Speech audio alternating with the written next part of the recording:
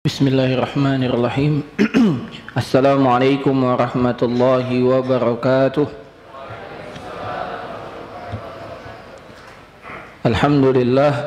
Alhamdulillahi rabbil alamin. Assalatu wassalamu ala ashrafil anbiya'i wal mursalin nabiyyina Muhammad wa ala alihi wa sahbihi ajma'in. Allahumma la sahla illa ma ja'altahu sahla wa anta taj'alil hazana idza syi'ta sahla. Allahumma arinal haqqa haqqa warzuqna ittiba'ah wa arinal batila batila warzuqna ijtinabah. Bapak-bapak, ibu-ibu, para ikhwan dan akhwat rahimani wa rahimakumullah. Alhamdulillah, kita panjatkan segala puja dan puji syukur kepada Allah Subhanahu wa taala atas segala limpahan nikmat yang Allah Subhanahu wa taala berikan. Selawat beriringkan salam kita panjatkan kepada Nabi kita, Nabi besar Muhammad sallallahu alaihi wasallam. Semoga salawat dan salam juga tercurah limpahkan kepada keluarga, sahabat dan pengikut beliau yang mengikuti dengan benar sampai hari kiamat.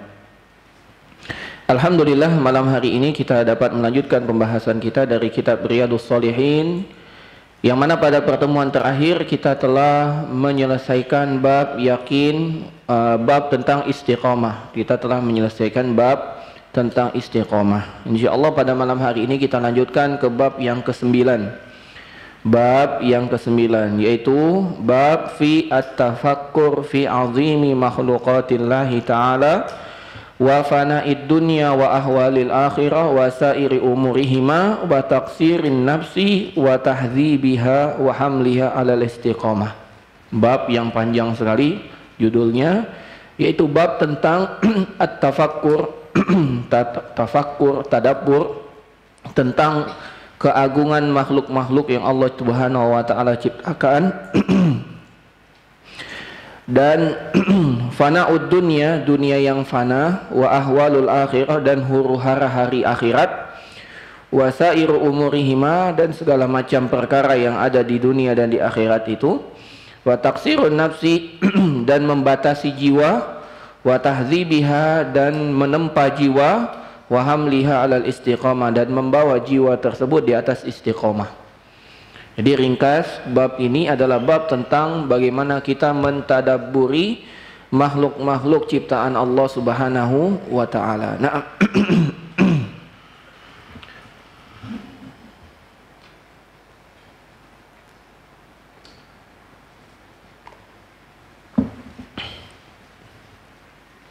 jamaah sekalian rahimani wa rahimakumullah.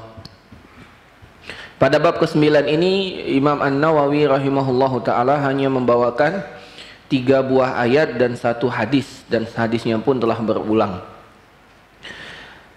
Beliau membawakan firman Allah Subhanahu wa taala pada surat Saba ayat ke-46. Allah Subhanahu wa taala berfirman, a'udzubillahi minasyaitonirrajim. Qul innama a'idzukum biwahidah an taqumu lillahi masna wa furada summa tatafakkaru. Kata Allah Subhanahu wa taala, katakanlah, aku hendak memperingatkan kepadamu suatu hal saja, yaitu agar kamu mencari kebenaran karena Allah dengan ikhlas, berdua-duaan atau sendiri-sendirian, kemudian agar kamu bertafakkur.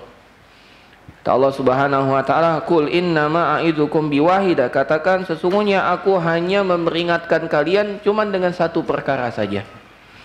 Antaqumu lillahi masna wa furada summa tatafakkaru, yaitu agar kamu mencari kebenaran karena Allah Subhanahu wa taala, baik kalian berdua ataupun sendiri-sendiri, dan kemudian kalian bertafakkur. Bertafakkur. Imam An-Nawawi rahimahullahu taala membawakan ayat ini sebagai tarjamatul bab, sebagai ayat pertama setelah bab. Allah Subhanahu wa taala berfirman, summa tatafakkaru, agar kalian itu bertafakkur, yaitu memikirkan. Sesungguhnya Nabi sallallahu alaihi wasallam diutus untuk menyampaikan 1 perkara saja, yaitu agar kita betul-betul memurnikan ibadah kepada Allah Subhanahu wa taala. Kemudian kita diperintahkan oleh Allah Subhanahu wa taala untuk menegakkan agama ini hanya untuk Allah Subhanahu wa taala. Sebagaimana yang Allah Subhanahu wa taala firmankan, "Wa ma umiru illa liya'budullaha mukhlishina lahuddin, dan mereka tidaklah diperintah kecuali hanya untuk beribadah kepada Allah semata dengan ikhlas, dengan ikhlas. Naam. Jadi Allah Subhanahu wa taala memerintahkan kita untuk apa? Summa tatafakkaru, agar kita bertafakkur. Dan tafakkur ini jamaah sekalian dengan melihat tanda-tanda kebesaran Allah Subhanahu wa taala. Kita jamaah sekalian rahimani wa rahimakumullah telah diberikan fasilitas oleh Allah Subhanahu wa taala pendengaran, penglihatan, hati nurani. Cuman kita belum mengoptimalkan sarana-sarana yang Allah berikan itu. Kita punya pendengaran namun belum digunakan secara maksimal untuk mendengarkan tanda-tanda kebesaran Allah. Kita punya penglihatan namun belum dioptimalkan untuk melihat kebesaran-kebesaran Allah Subhanahu wa taala. Kita punya hati, cuman hati kita belum kita maksimalkan, belum kita optimalkan untuk bertafakkur, memikirkan kebesaran Allah Subhanahu wa taala. Allah Subhanahu wa taala dalam banyak ayatnya, salah satunya Allah Subhanahu wa taala berfirman, wa min ayatihi al-lail wan nahar wasyamsu wal qamar. Dari tanda-tanda kebesaran Allah Subhanahu wa taala adalah adanya malam, adanya siang, adanya matahari, adanya bulan. Itu tanda-tanda kebesaran Allah Subhanahu wa taala. Demikian juga Allah Subhanahu wa taala berfirman dalam surat Ar-Rum yang sering dibaca kalau mau pernikahan, kata Allah Subhanahu wa taala, wa min ayatihi an khalaqalakum min anfusikum azwajan litaskunu ilaiha wa ja'ala bainakum mawaddatan wa rahmah. Sesungguhnya dari tanda-tanda kebesaran Allah Subhanahu wa taala, Allah jadikan untuk kalian pasangan dari diri kalian sendiri. Mungkin kita belum mengoptimalkan untuk memperhatikan tanda-tanda kebesaran Allah tersebut. Demikian juga di dalam juz Amma banyak sekali Allah Subhanahu wa taala ceritakan tentang tanda-tanda kebesaran Allah Subhanahu wa taala. Contohnya di dalam surat An-Naba, Allah Subhanahu wa taala berfirman, apa kata Allah Subhanahu wa taala? Wa ja'alnal laila libasa wan nahara ma'asya. Allah jadikan malam itu sebagai libas, sebagai pakaian untuk istirahat. Siang sebagai tempat mencari penghidupan. Coba kita perhatikan dengan seksama. Coba kita tafakkur jamaah sekalian rahimani wa rahimakumullah. Allah jadikan malam itu ya tidak seterang siang. Dan Allah katakan malam itu libas sebagai pakaian agar kita bisa istirahat. Dan siang Allah Subhanahu wa taala jadikan sebagai terang benderang agar kita bisa dapat berusaha. Ya. Ini semua tanda kebesaran Allah Subhanahu wa taala. Hewan-hewan di siang hari, terutama hewan-hewan buas, itu tidak keluar di siang hari. Keluarnya kapan? Malam hari. Ya, ular begitu. Ini kerjanya malam hari, nokturnal. Ya, sedikit hewan-hewan itu keluar. Demikian juga serangga-serangga. Siang hari hampir sedikit. Malam Allah jadikan begitu. Dan ada yang menarik disampaikan oleh guru kami Ustadz Ali Musri Semjan Putra. Beliau mengatakan Allah Subhanahu wa taala berfirman di dalam surat Al-Baqarah. Allah memberikan permisalan tentang apa? Ba'udah. Allah memberikan permisalan tentang ba'udah. Apa itu ba'udah?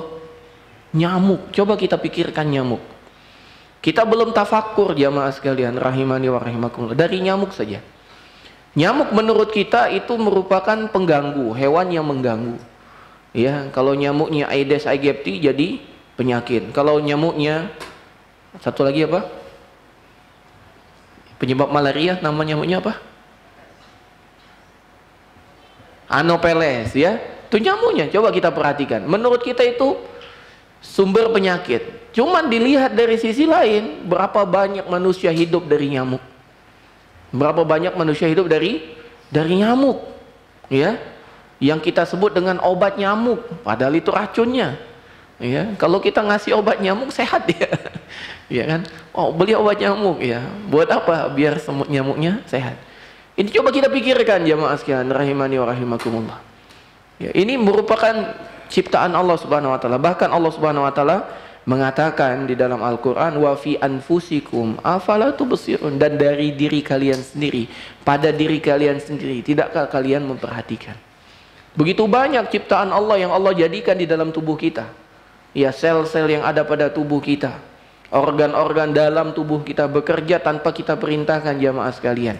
Mungkin tangan, kaki, ya kita bisa perintahkan.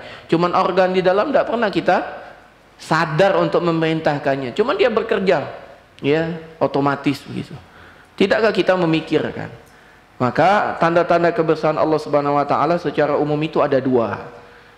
Yang pertama al-ayat al-Qur'aniyah, ayat-ayat Qur'aniyah, ya, dari Al-Qur'an maupun dari hadis Nabi Muhammad SAW. Yang kedua ayat al-kauniyah, ayat-ayat tanda-tanda dari makhluk-makhluk yang ada di sekitar kita. Ya, coba kita bertafakur sejenak untuk memikirkan itu. Coba kita bertafakur sejenak. Dan Nabi SAW telah memberikan isyarat untuk kita bertafakur sejenak. Kata Nabi SAW, "Lau annakum tatawakkaluna 'ala Allahi haqqa tawakkuli." Kalau seandainya kalian itu betul-betul bertawakal kepada Allah dengan sebenar-benarnya tawakal, la razaqakum kama razaqat thair. Pasti kalian diberi rezeki seperti burung diberi rezeki. Berarti kita diberikan isyarat untuk melihat bagaimana proses hidup burung, jamaah sekalian. Ya. Yang ada di sekitar kita juga. Ayam, hewan-hewan yang ada di sekitar kita, kucing. Coba kita tafakur sejenak. Tafakur sejenak. Pernah dikisahkan ada seorang ulama yang hampir putus asa karena dia belajar tidak pernah berhasil. Belajar bahasa Arab sulit sekali untuk memahaminya. Sampai akhirnya sebentar lagi putus asa, sudahlah, mungkin bukan jatah aku untuk dapat belajar agama. Akhirnya dia duduk sebentar, kemudian dia melihat semut yang sedang membawa barang, membawa bawaannya naik ke atas tembok. Kemudian dia perhatikan semut itu naik. Tiba-tiba barang bawaannya itu jatuh. Apa yang dilakukan oleh semut? Balik lagi. Diambil lagi barang itu, jatuh lagi. Apa yang dilakukan oleh semut? Diambil lagi, diangkat lagi. Kemudian seorang ulama ini mengatakan, subhanallah, semut, hewan kecil, mengangkat barang yang lebih besar daripada badannya. Gagal, dia coba lagi. Gagal, dia coba lagi. Gagal, dia coba lagi, sampai akhirnya berhasil. Apakah aku lebih lemah daripada semut? Maka dia semangat untuk belajar lagi.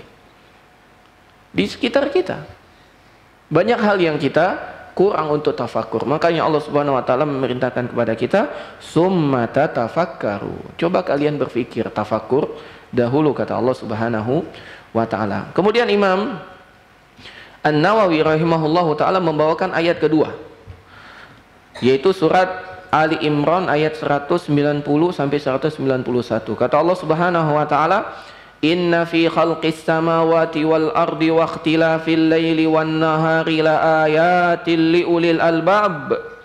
Sesungguhnya pada penciptaan langit dan bumi dan silih bergantinya siang dan malam, atau silih bergantinya malam dan siang, la ayatin liulil albab, betul-betul ada tanda kekuasaan Allah, kebesaran Allah bagi orang-orang ulil albab. Siapakah ulil albab itu? Kata Allah Subhanahu wa taala, alladzina yadhkurunallaha qiyaman wa qu'udan wa ala junubihim wa yatafakkaruna fi khalqis samawati wal ard rabbana ma khalaqta hadza batila subhanaka faqina adzaban nar. Yaitu orang-orang yang yadhkurunallah, yang berzikir kepada Allah, qiyaman, dalam kondisi berdiri, wa qu'udan, dan dalam kondisi duduk, wa ala junubihim, dan dalam kondisi di atas lambung mereka, dalam kondisi berbaring, wa yatafakkaruna fi khalqis samawati wal ard, dan mereka bertafakkur tentang penciptaan langit dan bumi. Langit yang Allah jadikan tanpa tiang, langit yang Allah jadikan tanpa tiang, bumi yang Allah jadikan terhampar, ada lembahnya, ada gunungnya, ada dataran yang bisa kita pakai untuk hidup, ya. Kemudian setelah mereka bertafakur, apa kata mereka? Rabbana ma khalaqta hadza batila, Tuhan kami, apa yang telah Engkau ciptakan ini betul-betul bukan sebuah kebatilan. Ya. Subhanaka faqina adzaban nar, Maha suci Engkau.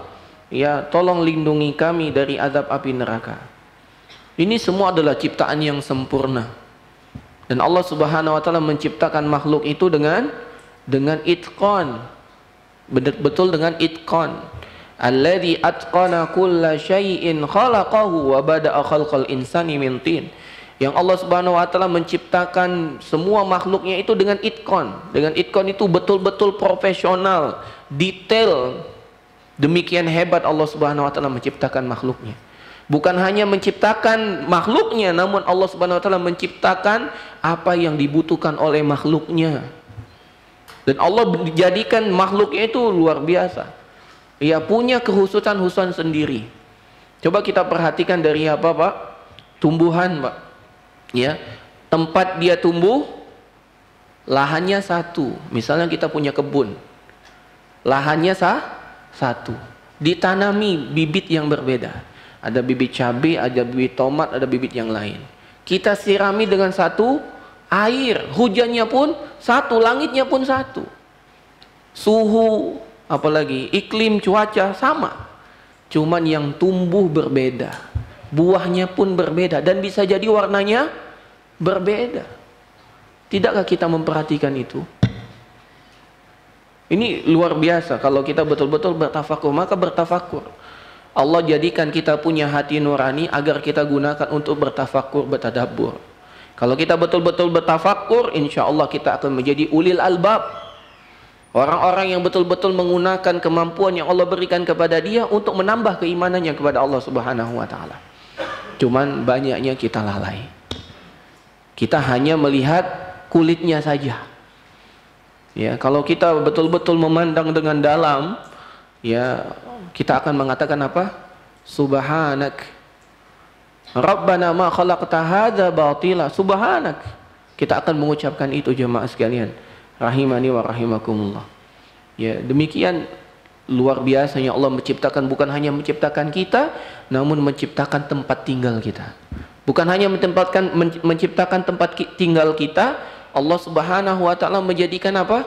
Semua kebutuhan kita ada di depan kita. Ya, dan salah satu makna Allah Subhanahu wa taala jadikan bumi ini sebagai apa? Mihada. Sebagai apa? Mihada. Mumahhidah. Ya, jadikan tempat yang layak untuk di bumi ini, dijadikan tempat yang apa? Langsung bisa kita manfaatkan. Entah kita bangun rumah di atasnya, entah kita bekerja di sana, entah kita tanam, bercocok tanam, atau bekerja yang lain. Subhanallah. Ya, ini demikian pentingnya kita untuk bertafakur. Kemudian Imam An-Nawawi membawakan ayat yang ketiga, yaitu di dalam surat Al-Ghasyiyah ayat 17 sampai 21 yang sering dibaca oleh imam saat sholat Jumat. Kata Allah Subhanahu wa taala, afala yanzuruna ilal ibili kaifa khuliqat. Afala yanzuruna ilal ibili kaifa khuliqat. Dan apakah mereka tidak coba memandang dengan seksama kepada unta, bagaimana unta itu diciptakan? Tidakkah mereka coba untuk memikirkan bagaimana penciptaan unta? Dan unta ini makhluk spesial, jamaah sekalian rahimani wa rahimakumullah.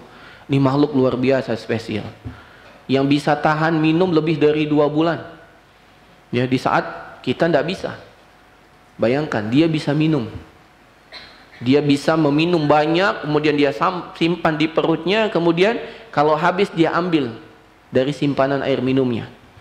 Bahkan kalau seandainya yang punya unta tersebut kehausan di tengah padang pasir, tidak ada lagi air minum, dia sembelih untanya, dia minum dari minum yang dibawa oleh unta tersebut. Ini unta. Belum lagi unta ini luar biasa. Unta ini bisa jalan di tengah badai pasir, karena dia punya selaput di matanya. Di saat kita kalau badai pasir tidak bisa jalan, unta bisa jalan perlahan, perlahan. Dan unta tidak pernah tersesat di tengah padang pasir. Ya, dia tahu langkahnya. Ini kehebatan unta. Makanya coba kita perhatikan, afala yanzuruna ilal ibili kaifa khuliqat. Pada unta, penciptaan unta. Ya. Ini luar biasa. Ya, bisa makan duri, Pak. Unta itu makannya duri. Apa tanaman berduri itu? Kaktus dan sejenisnya dia makan, Pak. Kemudian jadi daging. Kemudian kita makan daging itu enak, nikmat. Kita bisa perah susunya, kita minum, nikmat. Siapa yang dapat merubah itu semua? Allah Subhanahu wa taala. Kemudian Allah Subhanahu wa taala melanjutkan, wa ilas sama'i kaifa rufi'at. Dan coba kenapa mereka tidak memikirkan kepada langit, bagaimana Allah angkat, bagaimana Allah tinggikan langit ini. Ya, tidak ada tiangnya. Ada tidak satu pun bangunan yang tanpa tiang? Tidak ada. Langit jawabannya. Siapa penciptanya? Allah Subhanahu wa taala. Ya. Dan di langit ini banyak sekali makhluknya. Ya, termasuk langit itu kan luar angkasa, Pak. Banyak tidak makhluknya? Banyak sekali. Ya. Subhanallah. Kita saja yang kurang dalam bertafakkur. Kemudian Allah Subhanahu wa taala berfirman, wa ilal jibali kaifa nusibat. Dan kepada gunung, tidaklah mereka memperhatikan gunung, bagaimana kami tetapkan gunung tersebut. Yang Allah Subhanahu wa taala katakan gunung itu sebagai pasak bumi. Yang menjadikan bumi itu tidak banyak bergoncang, tidak banyak bergerak. Gunung, Pak. Gunung. Coba kita lihat gunung sekarang. Tidak kita perhatikan gunung tersebut. Kemudian Allah Subhanahu wa taala melanjutkan, wa ilal ardi kaifa sutihat. Dan bagaimana? Kenapa mereka tidak memperhatikan kepada bumi yang kami hamparkan? Fadzakir innama anta mudzakir. Maka berilah peringatan, sesungguhnya engkau adalah orang yang memberi peringatan. Di Allah Subhanahu wa taala merintahkan agar kita bertafakkur dengan ayat-ayat yang Allah Subhanahu wa taala berikan, terutama akhlak ayat-ayat kauniyah. Mungkin orang-orang yang tidak beriman tidak mau dia bertadabbur ayat-ayat Quran, tidak mau dia. Tapi Allah berikan bimbingan. Coba lihat yang sekitarmu. Ya, ini semua akan membuktikan bahwasanya ada pencipta yang maha kuasa mengatur segalanya itu. Dan dialah yang berhak untuk diibadahi satu-satunya. Yang ini harus, ketika kita betul-betul bertadabbur, maka keimanan kita kepada tauhid rububiyah meningkat. Dan buah ketika kita kuat dalam tauhid rububiyah melazimkan kita kuat pada tauhid uluhiyah. Nah, kalau kita baru cuman beriman kepada tauhid rububiyah, belum bisa membuahkan hadis ke tauhid uluhiyah, maka berarti tafakkur kita belum tepat. Ya, banyak orang bertafakkur hebat sekali, tapi yang dia banggakan bukan Allahnya, makhluknya hebat. Ya, dia meneliti hewan bawah laut gitu, wah, hebat sekali, luar biasa, unik, takjub segala macam. Tapi dia nggak takjub kepada Allah Subhanahu wa taala. Memang hewan itu datang sendiri gitu. Ya, bahkan mungkin sering Anda sampaikan ada tumbuhan yang makan hewan, Pak. Tumbuhan makan hewan gitu. Kok bisa tumbuhan makan hewan? Selama ini kan hewan makan tumbuhan. Sekarang ada tumbuhan makan hewan. Kok gimana, Zat? Emang bisa tuh tumbuhannya gerak gitu ngambil hewannya? Ya. Ternyata modelnya tidak begitu. Allah jadikan kandang semar itu cuman buka aja. Ya, ada cairan apa yang menyebabkan tertarik, masuklah hewan di sana, tutup dia, sudah dimakan sama dia. Ya, siapa yang menjadikan itu semua? Allah Subhanahu wa taala. Ya. Coba lihat pada putri malu itu. Kapan dia ngembang, kapan dia nguncup, kenapa kalau disentuh dia nguncup, ya? Coba perhatikan itu semua, jamaah sekalian rahimani wa rahimakumullah. Dan banyak Allah Subhanahu wa taala memberikan perumpamaan di dalam Al-Qur'an itu dengan yang ada di sekitar kita. Kata Allah Subhanahu wa taala, innamal hayatud dunya kamasali gimana? Dalam surat Al-Hadid, seperti apa? Seperti pohon yang hijau, lama-lama dia tua, kemudian rontok, kemudian hilang. Begitu saja hilang. Coba kita perhatikan daun-daun yang jatuh gitu. Ketika dia di tanah, lama hilang, Pak. Hakikat kehidupan dunia cepat sekali berlalu. Hijau, tiba-tiba coklat, tiba-tiba jatuh, tiba-tiba hilang. Itulah dunia. Itulah dunia. Dan Allah Subhanahu wa taala mengarahkan kita untuk melihat kepada sekitar kita agar kita tafakkur. Terakhir, Imam An-Nawawi membawakan Firman Allah Subhanahu wa taala di dalam surat Muhammad ayat 10. Kata Allah Subhanahu wa taala, "Afalam yasiru fil ardi fayanzuru." Ya, apakah mereka tidak coba untuk berjalan di muka bumi ini, kemudian mereka melihat apa yang telah Allah Subhanahu wa taala perbuat kepada orang-orang yang melakukan perbuatan zalim. Telah ada, semuanya ada. Ya, sisa-sisanya itu masih ada, Pak. Ya, bahkan dikatakan ada yang diyakini kuburan Abu Lahab, kuburan Abu Jahal gitu. Sampai sekarang masih bau bangkai gitu. Ya, di Arab sana. Ya, kepada Fir'aun yang masih kekal jasadnya sampai sekarang. Itu kan bukti Allah Subhanahu wa taala Maha Kuasa, dan peninggalan Fir'aun kan dapat kita lihat sekarang. Adanya piramid, adanya Sphinx ya, dan lain sebagainya. Itu kan luar biasa. Ya. Zaman dulu loh, Pak, belum ada beko gitu. Ya, belum ada ekskavator itu. Gimana bangun setinggi itu? Harusnya kita berpikir, kan hebat sekali. Kalau zaman sekarang mungkin gitu, ada paku bumi, mudah gitu. Memasukkannya. Zaman dulu tuh gimana tuh?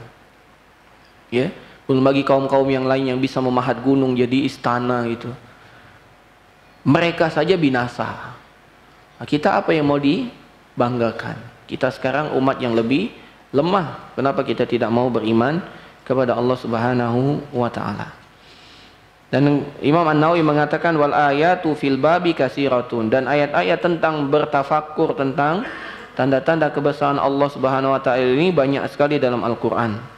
Dan tidak lain dan tidak bukan beliau membawakan ini untuk tafakkur, tidak lain dan tidak bukan agar kita mampu istiqomah. Itu tujuannya. Jadi setelah bab istiqomah, beliau membawakan bab at-tafakkur agar kita mampu istiqomah. Kemudian beliau mengatakan wa minal ahadis hadisus sabiq, dan dari hadis-hadis yang telah dibacakan sebelumnya. Salah satunya al-kayyisu mandana nafsahu, orang yang cerdas itu adalah orang yang memuhasabah, orang yang menghitung jiwanya, apa yang sudah dia amalkan, bagaimana kehidupannya esok, bagaimana kehidupannya di dunia, apakah sudah benar tujuannya. Jadi kita dituntut untuk tafakkur. Muhasabah itu kan tafakkur, Pak. Orang tidak bisa muhasabah kalau dia tidak tafakkur. Apa ya yang sudah saya lakukan hari ini, sesuai enggak ya dengan target saya gitu. Kan tafakkur dia, Pak. Ini yang kadang-kadang kurang kita lakukan, tafakkurnya. Ya, kurang tafakkurnya. Maka di sini Imam An-Nawawi pada bab 9 ini menganjurkan kepada kita untuk bertafakkur. Bertafakkur. Nah, jamaah sekalian rahimani wa rahimakumullah, itulah pembahasan di bab yang ke-9. Kita lanjutkan pada bab yang ke-10. Imam An-Nawawi rahimahullahu taala mengatakan babun fil mubadarati ilal khairat. Bab bersegera menuju kebaikan. Bab bersegera menuju kebaikan.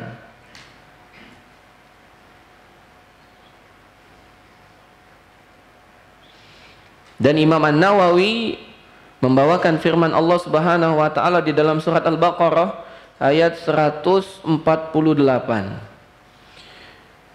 Kata Allah Subhanahu wa taala, fastabiqul khairat, berlomba-lombalah dalam kebaikan. Ya'murullahu ibadahu bil mubadarati ilal khairat wat tanafus fi amalis shalihat. Allah memerintahkan hamba-hambanya untuk bersegera menuju kebaikan dan saling berlomba dalam melakukan amal soleh. Allah perintahkan kita. Demikian juga Allah Subhanahu wa taala berfirman dalam surat Ali Imran ayat 133, kata Allah Subhanahu wa taala, wasari'u ila maghfiratin mir rabbikum wa jannatin arduhas samawati wal ardu uiddat lil muttaqin. Kata Allah Subhanahu wa taala, wasari'u, dan bersegeralah. Musara'ah, bersegeralah. Menuju apa? Bersegeralah menuju maghfiratin mir rabbikum, ampunan dari Tuhan kalian. Wa jannatin, dan bersegeralah menuju surga. Arduhas samawati wal ard, yang luasnya seluas langit dan bumi. Wa iddat lil muttaqin, yang Allah sediakan untuk hamba-hambanya yang bertakwa. Kita disuruh bersegera, Pak. bersegera. Makanya dalam hadis-hadis sebelumnya kita sudah bawakan juga bagaimana Abdullah ibnu Umar memahami perintah Nabi ketika Nabi SAW mengatakan, jadilah engkau di dunia sebagai orang asing atau orang yang dalam perjalanan. Disuruh cepat, jangan sampai kita ketinggalan. Ya, orang di perjalanan itu harus segera dia makan cepat, ya, cepat semua, harus waspada terus, ya. Maka kita ini di dunia kan dalam perjalanan. Makanya kata Abdullah ibnu Umar, wa kana Abdullah ibnu Umar, dan adalah Abdullah ibnu Umar kalau dia mendapati sore hari dia mengatakan, kalau engkau mendapatkan pagi hari jangan engkau tunggu sore hari, kerjakan di waktu pagi apa yang kau bisa kerjakan di waktu pagi. Kalau engkau dapati waktu sore jangan tunggu waktu pagi, kerjakan apa yang kau bisa lakukan di waktu sore. Jangan tunggu lagi, ketika kamu sehat kerjakan semaksimal yang kamu mampu, kerjakan sebelum datang waktu sakit. Ketika hidup, kerjakan semaksimal yang kita mampu sebelum datang kematian. Dan dari kaidah dalam kehidupan kita, jamaah sekalian, ini kaidah penting. Kita dilarang untuk meremehkan kebaikan sekecil apapun. Karena kebaikan sekecil apapun itu kebaikan, bernilai pahala di sisi Allah. Dan bisa jadi kebaikan yang kita anggap remeh, itulah yang paling besar pahalanya di sisi Allah. Kenapa? Karena semakin remeh hal tersebut, mungkin kita tidak ada lagi mengharap balasan jadi manusia. Yang kita harapkan betul-betul balasan dari Allah Subhanahu wa taala, dan itulah ikhlas. Kata Nabi sallallahu alaihi wasallam, la tahqiranna minal ma'rufi syai'an, jangan kalian meremehkan kebaikan sedikit pun. Walau antalqa akhaka biwajhin talib, walaupun hanya sekedar bermuka manis di hadapan saudaramu. Jangan pernah remehkan. Karena para ulama mengatakan rubba amalin saghirin tukabbiruhun niyah. Karena betapa banyak amalan yang kecil nilai pahalanya begitu besar di sisi Allah karena niat. Wa rubba amalin kabirin tusaghiruhun niyah, dan betapa banyak amalan yang besar namun pahalanya sedikit karena apa? Karena niat yang salah. Ya. Maka bergegas, apa saja kebaikan yang kita dapati, ambil. Apa saja.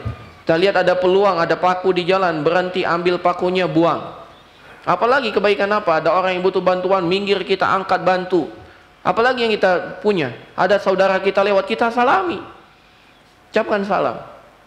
Subhanallah, dahulu para sahabat, ya, seperti yang dilakukan oleh Abdullah ibnu Umar itu, datang ke pasar, jamaah sekalian, ketika 10 hari pertama bulan Zulhijjah itu, masuk ke pasar, tidak ada yang dia inginkan. Dia tidak mau jualan, dia tidak mau belanja.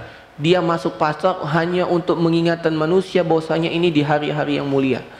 Beliau bertakbir, Allahu Akbar, Allahu Akbar, la ilaha illallah, Allahu Akbar, walillahil hamd. Hanya untuk apa? Hanya untuk mengingatkan manusia ini hari yang mulia, untuk bertakbir. Ada orang yang masuk ke pasar, ya, hanya untuk menyalami saja, mengucapkan salam kepada yang lain. Ada sebagian orang juga di kalangan terakhir ini, dia setelah sholat, dia keluar masjid, dia ketemu siapapun dia salami hanya untuk mengucapkan salam. Itu kesempatan, Pak. Tidak ada sedikit pun yang disia-siakan. Ya, maka kita manfaatkan apapun itu, karena Allah Subhanahu wa taala perintahkan wasari'u, bergegas ila maghfiratin, menuju ampunan Allah. Ya. Demikian juga dosa. Dosa jangan ditunda untuk kita berhenti. Sekarang berhenti. Nanti Ustaz ana balik lagi. Yang penting berhenti dulu sekarang. Ya, berhenti dulu. Misalnya masalah rokok misalnya. Kita tahu rokok itu jelek, rokok itu kita tidak usah bicara hukumnya, masalah kesehatan saja. Dibungkusnya saja sudah dikabarkan. Ya. Makanya sering Anda sampaikan itu, kalau ada minuman tulisannya, minuman ini dapat membunuhmu, minuman ini dapat menyebabkan kanker, hipotensi, gagal ginjal, kanker, gangguan kehamilan. Kira-kira masih ada enggak orang yang mau beli ini minum? Jangan beli deh. Ini dikasih, ini hadiah, minum. Mau nggak ada yang minum? Nggak mau. Walaupun rasanya lezat, walaupun rasanya nikmat, walaupun warnanya menggiurkan, nggak mau orang yang sehat, Pak ya. Ya, kalau orang yang tidak sehat ya dia minum, dia tidak tahu kan, namanya orang tidak sehat. Itu kan di kotaknya sudah ada, Pak. Tidak usah kita perselisihkan. Majelis Ulama Indonesia mengatakan makruh, ada yang mengatakan haram, tidak usah gitu. Itu ada tulisannya. Ada minuman, tulisannya apa? Membunuhmu. Cukup itu saja. Wah, membunuhmu nih, racun ini berarti. Ya. Tapi ada yang ngomong, kan kemungkinan. Untuk apa kita berjudi dengan kemungkinan mati? Tinggalkan saja, kan begitu. Tapi masih aja, ya. Mungkin anak-anak yang belum cukup akalnya untuk berpikir mencoba untuk hal itu. Ya, maka jamaah sekalian, terutama para santri ini yang sudah cerdas-cerdas ini, yang sudah hafal 42 hadis Arba'in Nawawi, yang sudah hafal Al-Qur'an juz-juzan ini, ya, kalau bapak-bapak di sini mungkin belum ada yang juz-juzan. Ya, ini santri ini udah juz-juzan. Kalau masih ada keinginan merokok, berarti kemana akal antum? Ya. Mungkin antum lebih lemah akalnya daripada orang gila. Ya, maka sadar. Ya, sadar. Jangan sampai ketaatan antum cuma di pondok saja.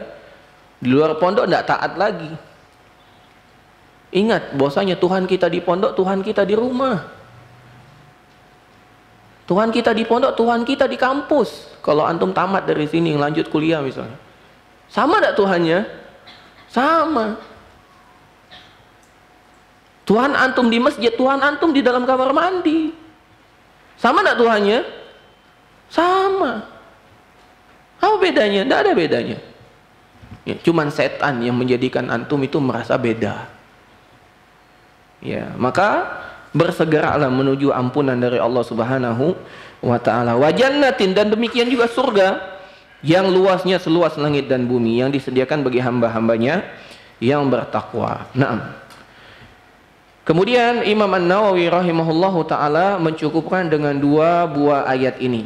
Yang pertama di dalam surat Al-Baqarah, fastabiqul khairat, dan yang kedua di dalam surat Ali Imran ayat 133, wasari'u ila maghfiratin mir rabbikum. Ya, adapun ayat-ayat tentang bersegera ini banyak sekali di dalam Al-Qur'an, banyak sekali. Ya, namun Imam An-Nawawi mencukupkan dengan dua ayat ini. Nah, kemudian beliau membawakan hadis. Beliau mengatakan wa ammal ahadisu, adapun hadis-hadis yang berkaitan tentang bersegera dalam kebaikan. Yang pertama beliau mengatakan, hadis nomor 87. Kata beliau, fal awwalu, yang pertama dalam bab ini, an Abi Hurairah radhiyallahu anhu, dari sahabat Abu Hurairah semoga Allah meridhoinya, anna Rasulullah sallallahu alaihi wasallam qala, bahwasanya Rasulullah sallallahu alaihi wasallam bersabda, badiru bil a'mali salihah, bersegeralah dengan amal-amal soleh. Kata Nabi sallallahu alaihi wasallam, bersegeralah dengan amal-amal soleh. Fasatakunu fitanun, maka akan segera datang cobaan-cobaan, akan datang fitnah-fitnah. Kaqita'il laili muzlim, bagaikan potongan malam yang gelap gulita. Yusbihur rajulu mu'mina, seorang laki-laki dalam pagi hari masih beriman, wa yumsi kafiran, dan pada sore harinya dia telah kafir.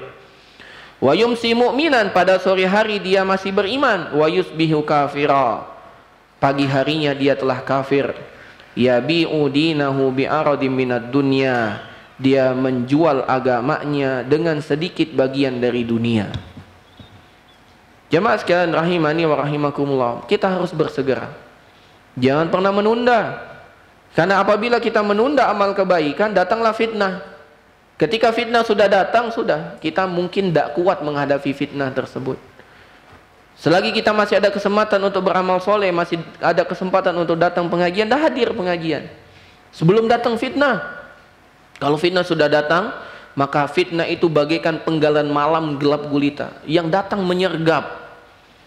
Segera, cepat sekali menyergap. Ya, maka jangan pernah menunda, segera bertaubat, segera melakukan amal kebaikan, segera bersedekah. Karena sedekah ini yang dapat menghapuskan dosa-dosa kita. Ya, mungkin kita masih ingat dengan kisah ada seorang budak wanita yang ditanya oleh Nabi, di mana Tuhanmu, di mana Allah? Ya, kisah itu kan masih terkenal kan ya. Nabi SAW bertanya kepada budak perempuan, Aina Allah, di mana Allah? Maka budak itu mengatakan, Fis sama, Allah di langit. Waman ana, siapa aku? Maka budak wanita itu mengatakan, Anta Rasulullah, engkau adalah Rasulullah. Kemudian Nabi mengatakan, A'tikha fa innaha mu'minah, merdekakan dia karena dia adalah seorang mukminah. Tahukah kita apa penyebab budak ini mau dimerdekakan? Itu karena majikannya melakukan perbuatan dosa, Pak. Kalau tidak salah dia menampar atau memukul budaknya tersebut, dan dia merasa bersalah. Harusnya budaknya tidak diperlakukan seperti itu. Dia merasa bersalah. Dia ingin menebus kesalahannya dengan bersedekah. Bagaimana sedekahnya? Dia merdekakan budak tersebut. Harusnya kita begitu tuh. Kalau kita habis melakukan kesalahan, habis melakukan dosa, langsung bersedekah, Pak. Langsung bersedekah. Kata Nabi SAW, was-sadaqatu tudfi'ul khotoya kama yudfi'ul ma'an nar. Sesungguhnya sedekah itu dapat menghapuskan dosa sebagaimana air yang memadamkan api. Demikian juga Nabi SAW bersabda, ittaqun nar walau bisyikki tamratin. Bertakwalah kepada Allah walaupun sedekah sebutir kurma. Demikian juga Nabi SAW berkata kepada para wanita, ayuhan nisa atau ayatuhan nisa tasaddaqna, wahai kumpulan wanita, wahai wanita-wanita, bersedekahlah. Sesungguhnya aku melihat kalian paling banyak dari penghuni neraka. Disuruh bersedekah, Pak. Bersedekah. Dengan apa yang kita punya. Kalau kita tidak punya lagi harta setelah berkorban, maka kita berkorban dengan yang kita miliki dari tenaga dan yang lainnya. Nah, sebelum kita lanjutkan, kita dengarkan azan terlebih dahulu. Wassallallahu ala nabiyyina Muhammad wa ala alihi wa sahbihi ajmain.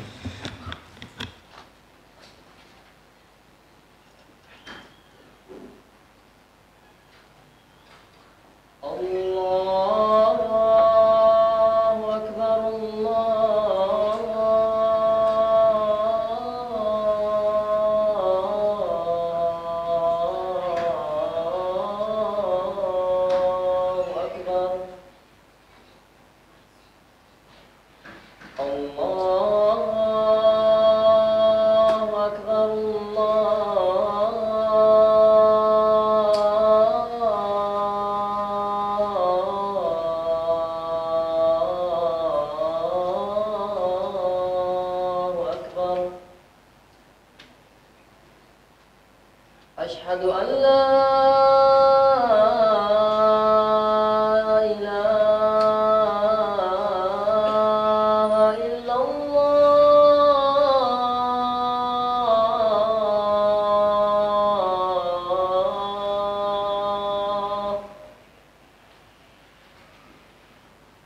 أشهد أن لا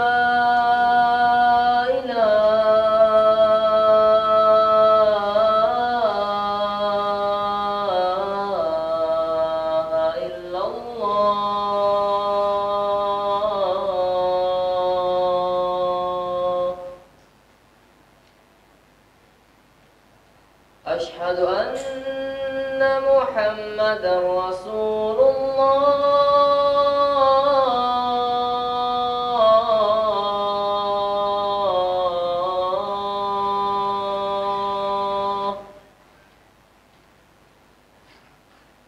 أشهد أن محمدا رسول الله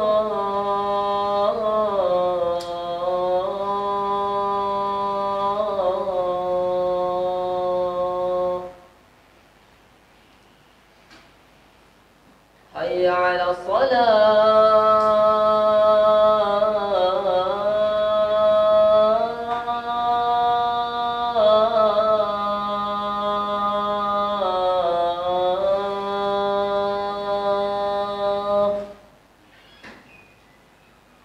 حي على الصلاة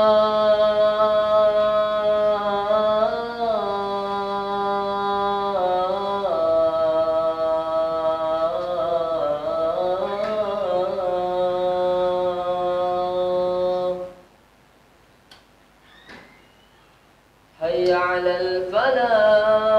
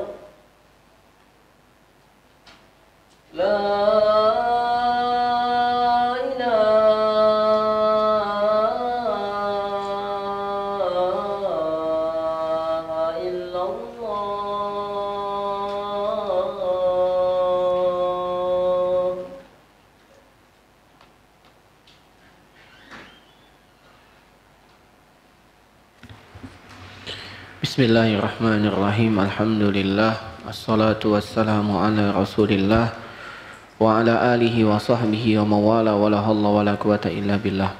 Jamaah sekalian rahimani wa rahimakumullah. Kita lanjutkan. Kata Nabi sallallahu alaihi wasallam, badiru bil a'mali shalihah.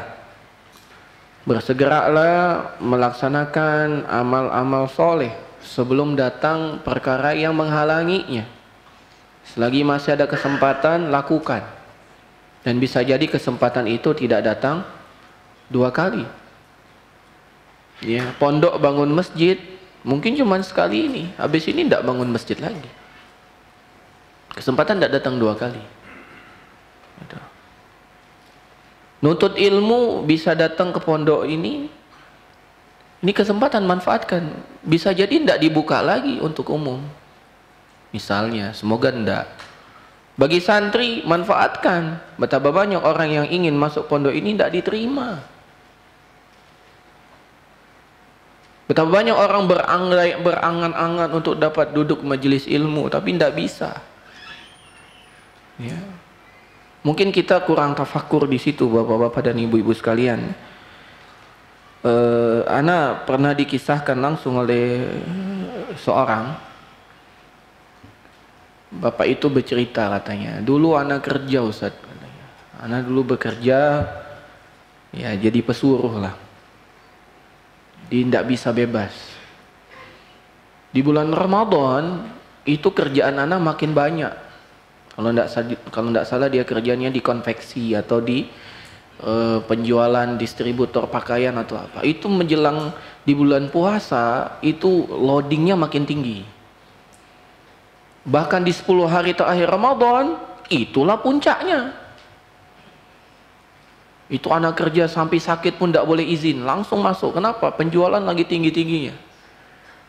Nah, dia pulang tuh, dia kerjanya di daerah di Tangerang, pulangnya ke Bogor. Naiknya dulu bukan komuter lain, naiknya dulu kereta ekonomi. Dari Tangerang sampai Bogor. Di kereta itu dia lihat, di lintasan kereta itu dia melihat orang sedang sholat tarawih. Orang sedang sholat tarawih. Dia cerita sambil anak nangis, Ustaz. Anak bilang, ya Allah, katanya, kalau anak punya perusahaan, anak liburkan itu pegawai anak 10 hari terakhir Ramadan. Dia bilang gitu. Tidak lama dia dari ngomong itu, ya sekitar 20 tahun atau sekitar 10 tahun setelah.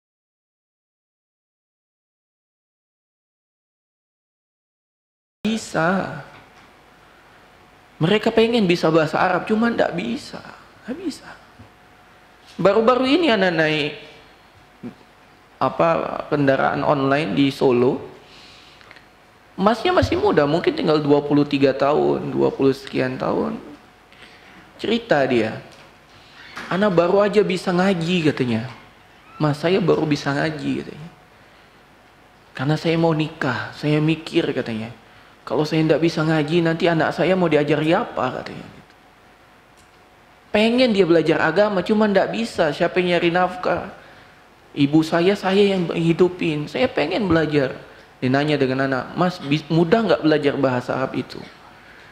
Saya pengen ngaji itu bisa paham apa yang saya baca, subhanallah.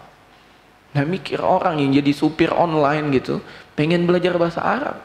Yang di pondok ogah-ogahan gitu, praktik bahasa Arabnya. Ini apa namanya? Kurang apa? Kurang satu. Kurang bersyukur. Cuman satu kurangnya. Coba bertafakur sejenak jamaah sekalian. Rahimani wa rahimakumullah. Nikmat yang Allah berikan kepada kita sungguh banyak. Namun kita tunda-tunda terus. Namun kita lalaikan terus. Penyesalan itu selalu datang di akhir. Kita ini tidak lebih kaya dari Firaun. Kita ini tidak lebih kaya dari Korun. Kita ini tidak lebih berkuasa dari Namrud. Mereka yang berkuasa saja tidak dapat menolak azab Allah. Mereka yang hebat saja tidak bisa masuk surga, Pak. Kita tidak punya kekuasaan sehebat Namrud. Kita tidak punya kekayaan sekaya Korun.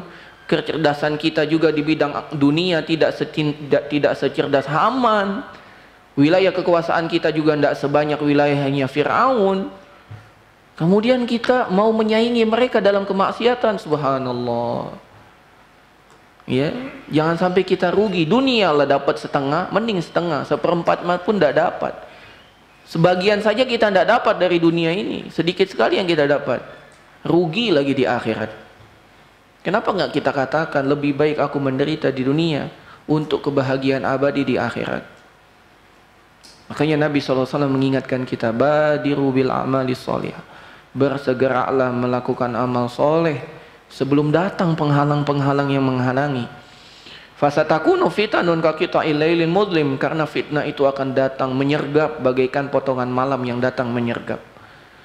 Bisa jadi seorang sekarang penuntut ilmu, bisa jadi na'udzubillah, bisa jadi dia menjadi orang murtad dan menyerukan manusia untuk murtad. Ya. Bisa jadi begitu. Pagi dia beriman, sore dia kafir, sore dia beriman, pagi kafir. Maka tidak boleh satu pun di antara kita aman dari azab Allah.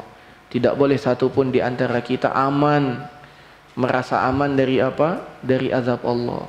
Merasa pede, keimanan kita tetap sampai akhir hayat. Tidak. Nabi, hamba Allah yang dipilih menjadi Rasul, khawatir hatinya dibolak-balik oleh Allah. Berdoa, ya muqallibal qulub, tsabbit qalbi ala dinik. Wahai zat yang memutarbalikan hati, teguhkan hatiku di atas agamamu. Itu Nabi.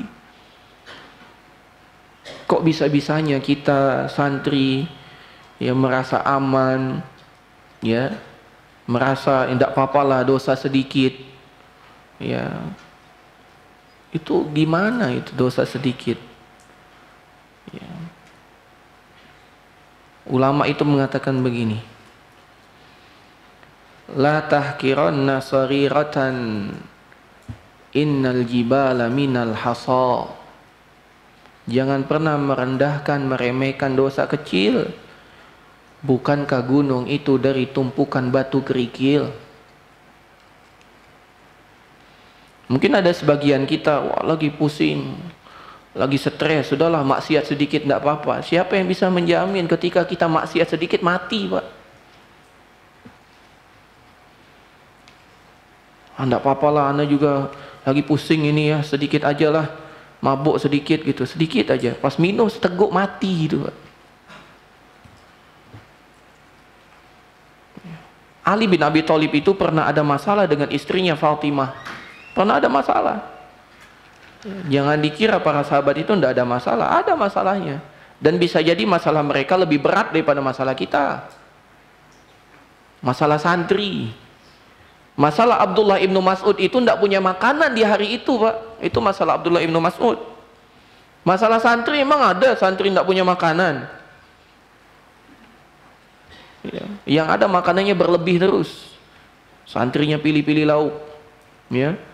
Kalau lauknya enak, nasinya habis. Kalau lauknya tidak enak, lauknya juga tidak habis. Ya, bukan hanya nasi yang tidak habis, lauknya tidak habis. Abdullah ibnu Mas'ud itu mikirkan makanan hari itu. Itu yang dipikirkan oleh beliau tuh. Tetap saja dia orang yang paling bertakwa. Tidak menjadikan oh, lagi pusing nih, tidak punya makanan. Gitu. Wah, mau berburu babi aja gitu. Tidak ada pikiran begitu. Kan aneh, sebagian orang kan begitu, oh, lagi pusing. Mana ya itu? Mana ngaibon dulu. Gimana ini? Kemana ilmu yang sudah dia pelajari? Kemana perginya? Hah? Dia masukkan kresek, masukkan kantong kresek, dia buang ke kotak sampah. Kadang-kadang kecerdasan kita ini tidak pakai. Ya. Hanya mengikuti hawa nafsu. Hawa nafsu itu dikekang, bukan diikuti.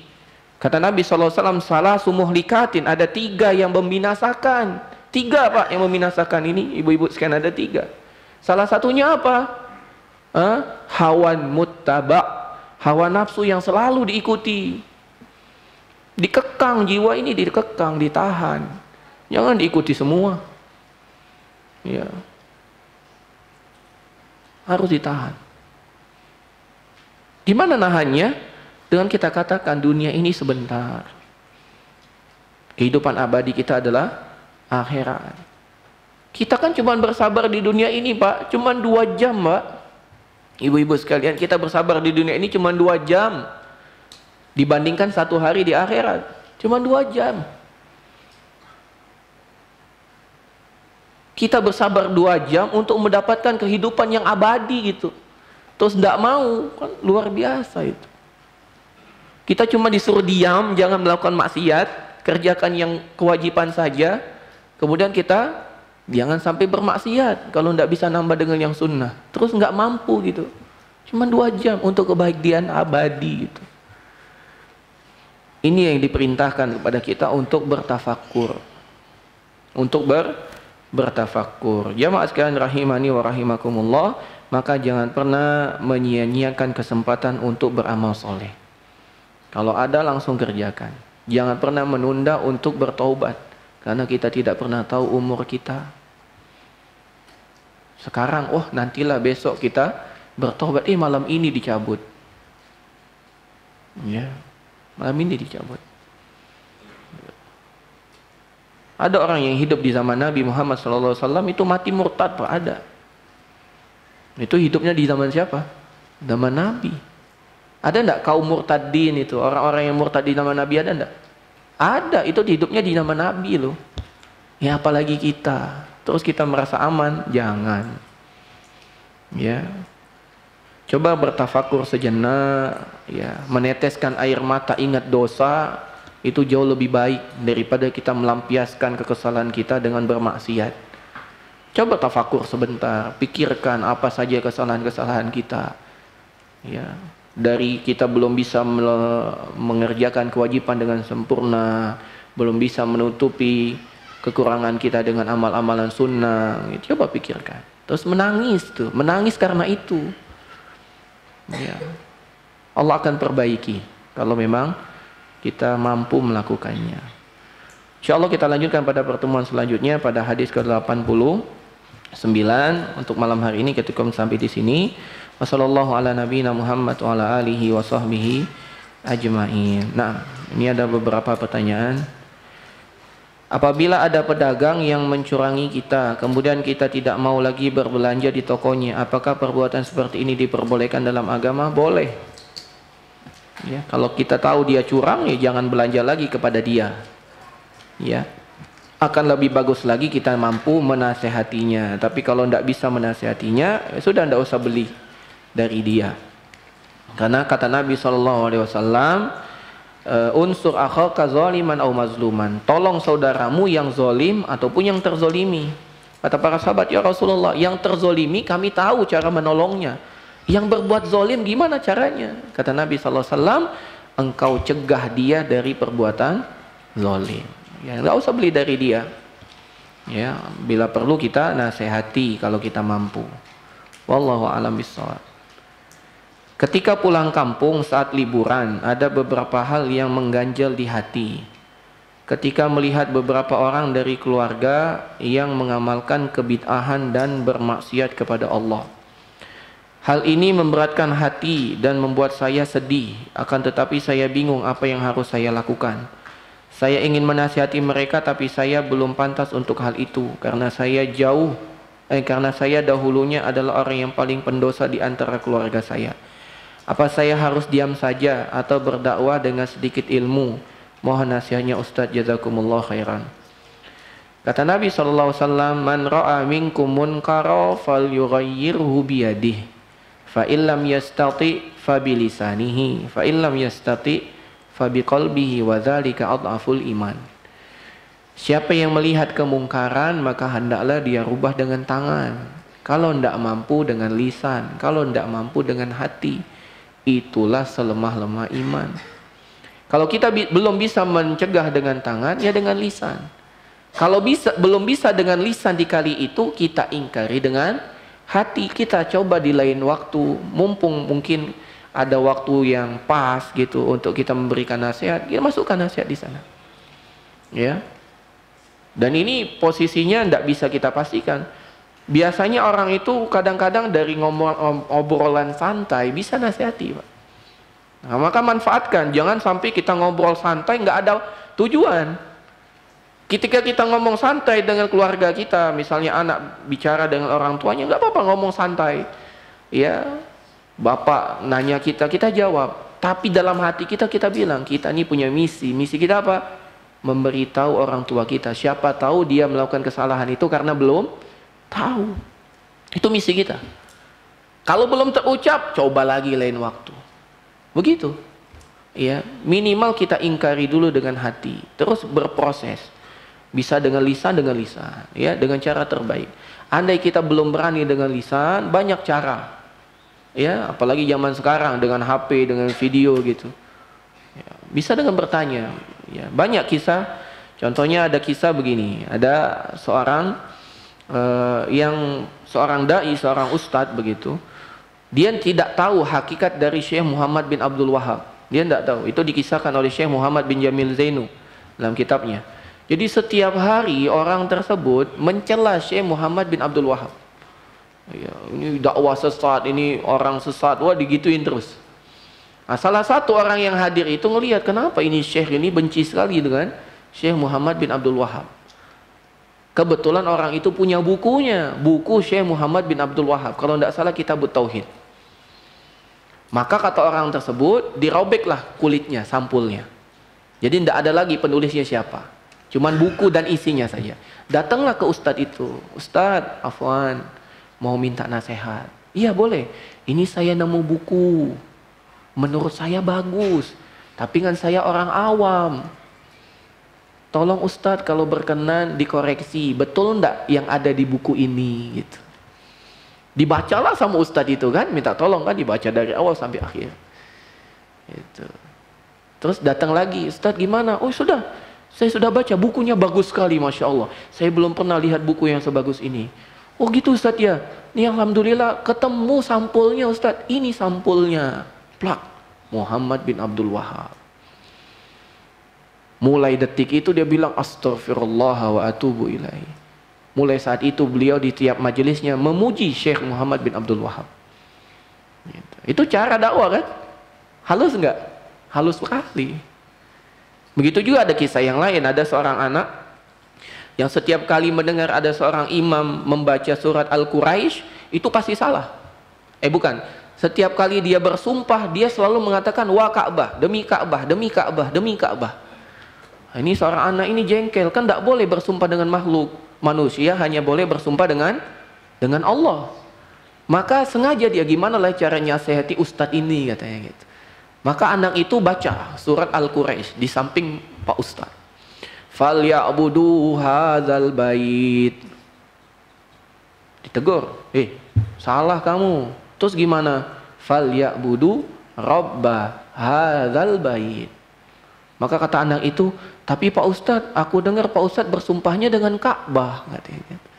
Maka tiba-tiba baru ngeh. Sejak itu Ustaz itu tidak mengucapkan demi Ka'bah lagi, tapi demi Rabbul Ka'bah, wa Rabbi Ka'bah. Itu cara yang dapat kita lakukan. Atau cara yang lain kalau seandainya suka berkendara gitu ya. Kan biasanya kan mobil sekarang kan kalau tidak pakai CD pakai flash disk tuh. Masukin aja flash disk, diselipkan ada ceramah yang bisa diterima oleh semua kalangan lah. Entah Ustaz Syafiq, entah Ustaz siapa yang bahasanya ringan gitu, Ustaz Muhammad Nuzul Zikri misalnya gitu. Masukkan. Kadang-kadang orang tuh nggak ngeh, habis dia dengerin apa tiba-tiba ada ceramah, didengerin lama-lama, kok nyantol gitu. Kita tidak tahu, atau kasih apa yang dia suka gitu, ada nasihat gitu. Ya.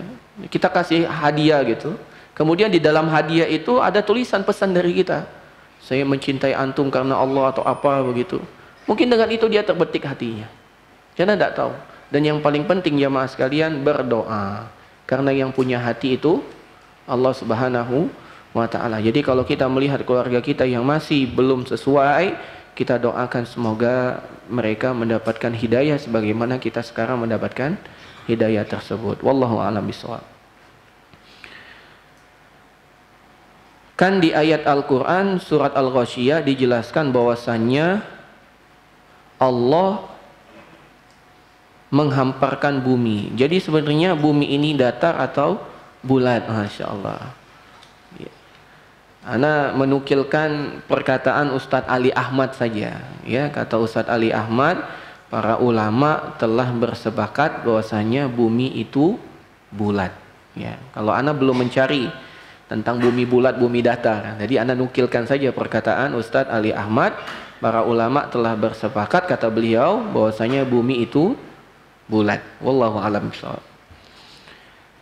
Bagaimana membayar hutang tapi kita lupa berapa jumlahnya dan siapa saja orangnya? Oh, yang banyak sekali hutangnya. Ya. Coba antum ingat-ingat dulu atau tanya dengan yang bersangkutan. Memang begitu penyakitnya. Kalau kita yang berhutang cepat lupa. Tapi yang kita hutangi insya Allah tidak lupa. Tanya aja berapa. Ya. Wallahu a'lam bishawab. Apa hukum seorang ustadz yang suka mengambil waktu istirahat santri? Apakah itu termasuk kezaliman? Ingatkan saja. Ya. Ustadz ngambil waktu istirahat bukan karena ustadz nggak mau antum istirahat. Karena ustadz pengen antum punya dapat banyak maklumat dari dia. Ingatkan saja. Ya, dengan cara yang sopan. Bagaimana menyikapi orang yang tidak senang ketika temannya bahagia dan senang melihat temannya menderita? Berarti dia hasad. Ya, itu penyakit bahaya. Harus ditinggalkan.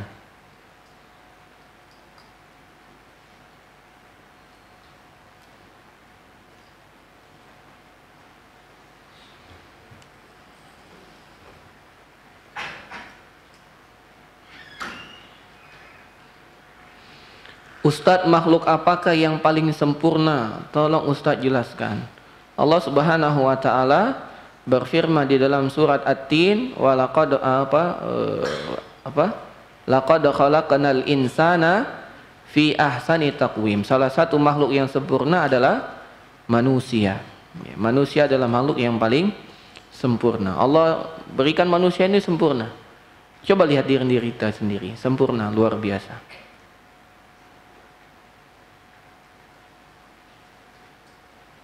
Ustaz, saya punya teman yang suka nyanyi tapi hafalannya banyak.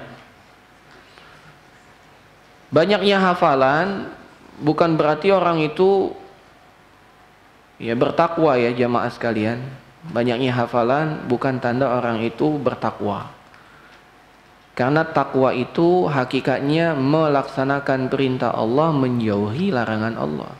Orang-orang Khawarij itu ibadahnya lebih hebat daripada para sahabat Nabi. Cuman mereka disebut dengan kilabun nar, anjing-anjingnya neraka. Kenapa? Karena bacaan mereka tidak sampai ke hati mereka. Mereka tidak takut dengan Allah Subhanahu wa ta'ala. Bahkan bisa jadi banyaknya hafalan itu istidraj bagi seseorang. Itu ujian bagi seseorang. Banyak hafalannya walaupun dia banyak nyanyi, ya, banyak maksiat, tetap merokok gitu ya. Jadi itu bukan tanda Allah cinta dengan dia. Ya. Sebaliknya, tanda Allah cinta dengan dia itu Allah berikan banyak ujian berupa musibah. Kata Nabi SAW, Innallaha idza ahabba qauman ibtalahum. Sesungguhnya Allah apabila mencintai suatu kaum, Allah uji kaum tersebut.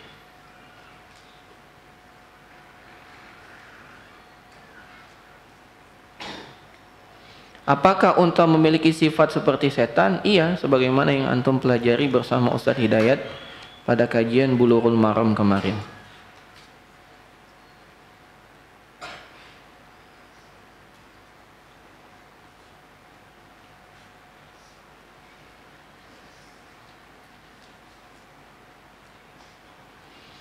Ustadz mohon nasihatnya karena ana lebih suka dengan santri yang kaya dan pintar saja. Saya suka dengan santri yang sering memberikan makanan kepada saya saja. Padahal ada yang lebih baik akhlaknya, tapi dia miskin. Kata Nabi SAW, Ausaku ural iman al-hubbu fillah wal bughdu fillah. Ikatan iman yang paling kuat itu cinta karena Allah, benci karena Allah. Kapan seorang cinta karena Allah? Saat dia cinta dengan seseorang itu karena cintanya kepada Allah. Apabila orang itu taat kepada Allah, dia makin cinta. Walaupun dia tidak pernah kasih hadiah dengan dia, walaupun dia tidak pernah nolong dia, walaupun dia tidak pernah apa dengan dia, tapi makin dia taat kepada Allah, kita makin cinta dengan orang tersebut. Nah, sebaliknya, kalau kita hanya senang berteman dengan teman-teman yang kaya, yang suka ngasih makanan, maka itu tanda bahwasanya kita hanya mencintai bagian dari dunia saja. Ya, dan itu tidak sampai pada derajat cinta karena Allah. Semoga Allah Subhanahu wa taala perbaiki urusan kita semua, bimbing kita semua, bimbing bapak-bapak, ibu-ibu dan terutama para santri dalam kebaikan, diberikan petunjuk untuk dapat bersabar, sabar dalam ketaatan, sabar dalam menjauhi maksiat, sabar dalam menerima takdir. Kaya itu takdir, miskin itu takdir, pintar itu takdir, bodoh itu takdir. Dan orang bodoh tidak pasti tidak masuk surga. Dan orang kaya juga belum tentu masuk surga. Orang yang masuk surga bukan orang kaya, orang yang masuk surga bukan orang miskin, orang yang masuk surga bukan orang pintar, orang yang masuk surga bukan orang bodoh. Orang yang masuk surga adalah orang yang bertakwa. Tinggal kita saja, apakah kita mampu bertakwa dengan segala ujian yang Allah berikan kepada kita atau tidak. Orang kaya bisa menjadi orang yang paling utama saat dia bertakwa. Orang miskin bisa jadi orang yang paling durhaka kepada Allah kalau dia tidak bertakwa. Wallahu a'lam bishawab. Ini dapat disampaikan. Lebih dan kurang kami mohon maaf, pada Allah kami mohon ampun. Kita tutup dengan doa kafaratul majlis. Subhanakallahumma wa bihamdika asyhadu an la ilaha illa anta astaghfiruka wa atubu ilaik. Assalamualaikum warahmatullahi wabarakatuh.